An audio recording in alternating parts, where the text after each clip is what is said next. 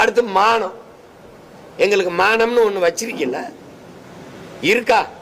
தன்மானத்துக்காக உயிரை விட்ட ஒரு இனத்தின் கூட்டம், சுயமரியாதைக்கு இயக்கம் கண்ட ஒரு இனத்தின் கூட்டத்தை 1000 500 வேட்டி சேலை அரிசி பருப்பு சாராயம் பணத்துக்கு கையந்த பிச்சைக்கார கூட்டமா மானங்கட்ட கூட்டமா மாத்திட்டு இன்னைக்கு மண் காக்குறேன், மொழி காக்குறேன், மானம் காக்குறேன். அதே தான் நானும் சொல்றேன்.